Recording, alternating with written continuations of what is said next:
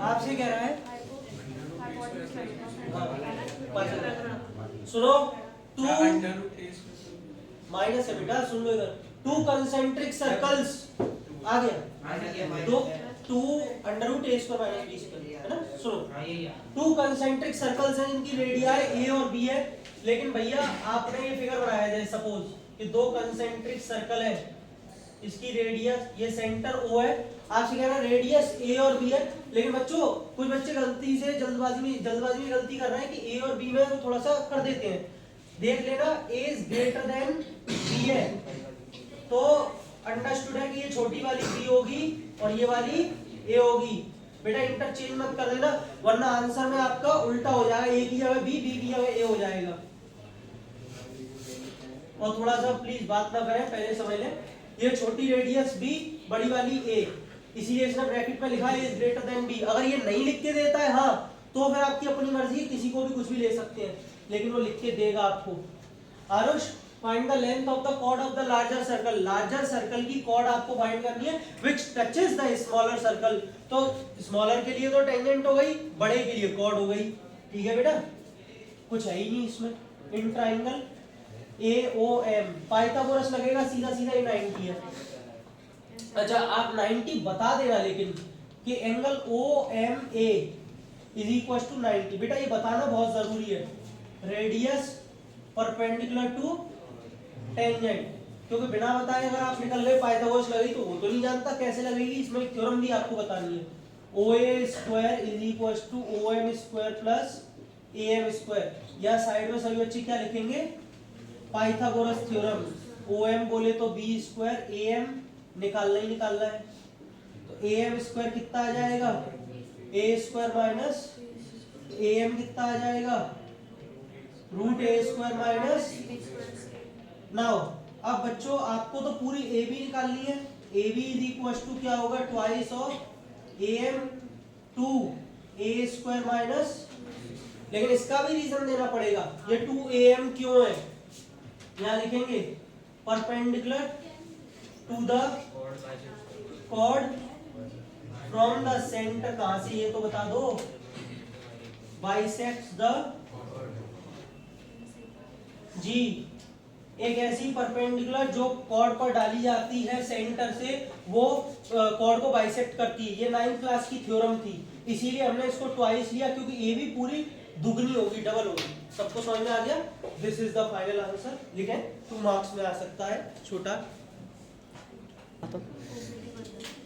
सुनिए अब आपसे क्वेश्चन कह रहा है, the radii of two concentric circles are 13 and 8। बेटा आपको ये दो कंसेंट्रिक सर्कल दिए, OB 13 है, OA 13 है और ये 8 है, सही है बच्चों, ये 90 होगा, इसमें कोई डाउट नहीं होना चाहिए किसी को, क्योंकि टेंजेंट परपेंडिकुलर टू रेडियस। अब एक बात और सुनिए, ये एंगल 90 होगा, क्यों, 9th क्लास में हमने एक थ्योरम पढ़ी थी, angle in a semi circle, Varsha, उसमें क्या होता था, डायामीटर से जब सेगमेंट, बेटा सुन लो 9th की बात अभी बता रहा हूं, सुन लो, डायामीटर से सेगमेंट पर एंगल जो बनता था वो कितना बनता था, 90, जिसको शॉर्ट में क्या लिखते थे रीजन में, angle in a semi circle, angle in a semi circle, ये 90, ये 90 और ये भी 90। अब आगे की कहानी सुने, OB है, OD है, क्या आप BD निकाल सकते हो, BD बेटा BD होगा अंडर रूट ऑफ, ठीक है मैं बता रहा हूँ, 1 मिनट रुक जाइए बस, ताकि अब जिनको नहीं आया उनको भी आ जाए, आप अपनी गलती बाद में देख लेना। बेटा OB 13 है, 13 का स्क्वायर 169, काफी डायरेक्ट कर रहा हूँ फिर मैं, अंडर रूट ऑफ 104, लेकिन BD निकल के आ गई। अब देखो जब परपेंडिकुलर जो होती है वो कॉर्ड को बाइसेक्ट करती है, तो जितनी BD होगी उतनी DE होगी, तो मैं ये बोल सकता हूं कि DE is equal to under root of 105, सही है, DE निकल के आ गई मेरे पास अंडर रूट ऑफ 105।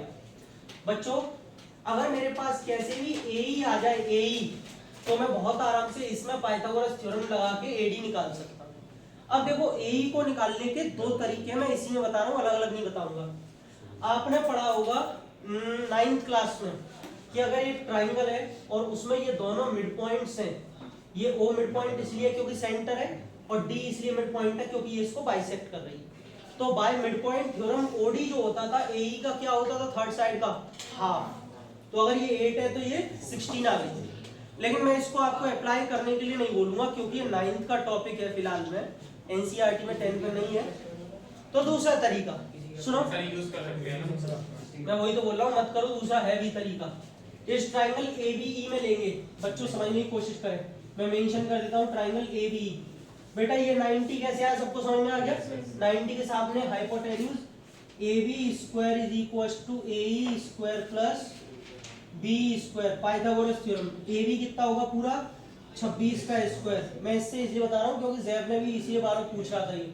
बेटा B स्क्वायर, अब आप खुद सोचो, AE तो मुझे निकालना है, B कितना होगा 2 अंडर रूट 105 का स्क्वायर, क्योंकि 105 रूट 105 टोटल हो गई 2 रूट 105।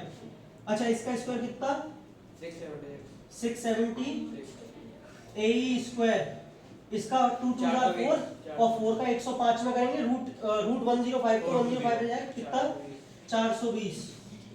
तो AE स्क्वायर कितना आ गया माइनस करो 6 256। बहुत बढ़िया, AE स्क्वायर आ गया।